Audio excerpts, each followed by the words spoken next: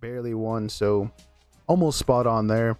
For the other game, wasn't so nice, as the game in Baton Rouge ended up being an absolute belt to cheeks affair between Texas A&M and LSU.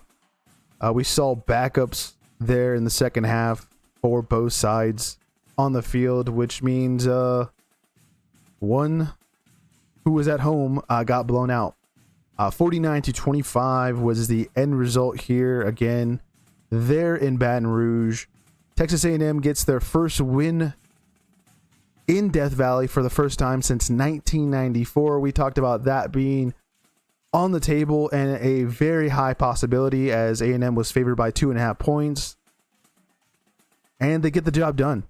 It was just a crazy game. I think my score difference was a little disrespectful going into it, as we picked A&M to win by multiple possessions. That was a 12-point difference. Yeah, I think they more than covered that 49-25. The math is, 24 points, so they doubled what I predicted in terms of the scoreline in difference would be. But at the end of the day, A&M wins.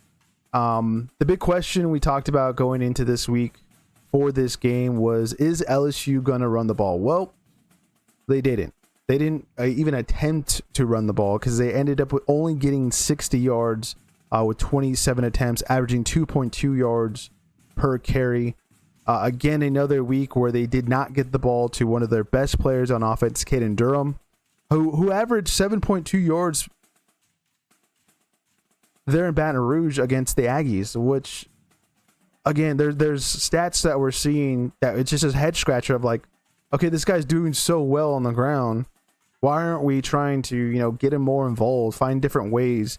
He didn't even get a reception for the night.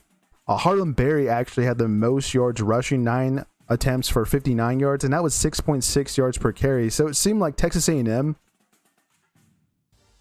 kind of like was just playing, the coverage, everyone behind them, keeping everything in front, and they still were kind of getting exposed by the two leading backs for LSU, who, again, I just don't understand why you wouldn't try to take some pressure off of Garrett Nussmeier and that young offensive line, especially in the tackle positions. We've talked about this multiple times, not just during the season, but going into the season. In our preseason previews, we're really worried about the total shift of players there in the offensive line. A lot of guys going to the NFL, first rounders, later down the line, guys getting picked up there in the draft that were playing for LSU last year, and replacing those guys. Obviously, they did well, I would say, in the interior in the transfer portal, but developing those guys at the tackle positions just has not worked out for LSU, and you can really see it in the running game. Marcel Reed, we talked about him going into this game, and him being pretty good. He had a not too bad of a night, 202 yards passing, 108 on the ground. We talked about his night out against LSU the year prior, where he went perfect in his completion percentage for 70 yards and then 62 yards on the ground. He was kind of more of a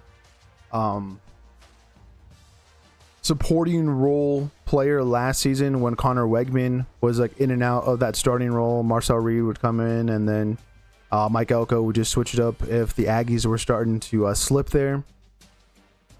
But he kind of proved of why he is, I would say, not just a pretty good player, but a pretty legit player. And we talked about his total yards average going into this game against power conference foes, and that also includes Notre Dame. He was averaging 279.2 yards. He ends the night with a total of 310 yards. So we were kind of right in kind of bringing those things up.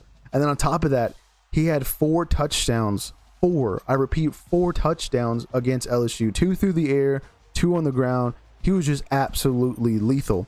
He did throw 2 interceptions, which, looked like I want to say, was learning from those lessons. Texas A&M was pretty much up throughout this whole game. There at halftime, it was a little close. If I'm not mistaken, actually LSU took the lead with a a couple of drives there at the end. Obviously the interception, but the halftime adjustments was also a thing that we brought up. It was third down success rate and halftime adjustments, and then obviously another thing we mentioned was time of possession. But those halftime adjustments, you really saw it. If you look at the play-by-play for LSU and their drives, they didn't have a single drive besides one at the end of the game where both of the second teams were out that went to 12 plays, but they didn't have a single drive go over 6 yards. It was punt, punts, and then another series where it ended on downs. At least they didn't turn the ball over like they did last season when they played LSU. But yeah, this was just a bad night for Garrett Nussmeier. He got tagged up pretty well in this game. Last season we talked about, or actually our preseason stuff that we mentioned back in like June, I feel like, is when those ones came out for at least this week. We were talking about how Texas A&M didn't have to sack Garrett Nussmeier at all in the game against the Aggies last season in College Station. I think they only recorded like no more than 2 or 3. This game they recorded 7, and then they had 11 total tackles for loss. So they just had LSU's number again throughout this one. Better halftime adjustments. And then on top of that, you had Marcel Reed absolutely lighting it up. And then kind of the thing that swing momentum was this Casey Concepcion, I believe it was a punt return, where he just absolutely just shimmied and shake through that coverage. He's just one of the most exciting players, I think, in all of college football. Obviously, you have Craver there as well. Who had an all right night. Actually, it was Aston Betham Roman who had the most receiving yards, even though he had 1 reception for 47 yards. That was the most throughout the night. Casey Concepcion only had 3 receptions for 45 yards. Mario Craver looked like LSU kind of really honed in on trying to shut him down. He had 4 receptions for 42 yards. Those were the 2 guys that we brought up there when we talked about picking A&M in this game and having that 12-point difference be where kind of not technically where the end score line was ending in, but very close, I would say, in terms of probably anyone that was predicting this game. You know, -2.5 for Texas A&M. We were quadruple whatever that is at 12 points. Mario Craver, Casey Concepcion.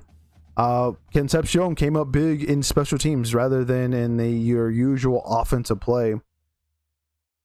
But yeah, that was also the unfortunate news. As a result of this game, Brian Kelly is out as the LSU head coach. We'll talk about that more in the news section, as there's a lot of money that is going to be spent in that buyout just to get rid of him.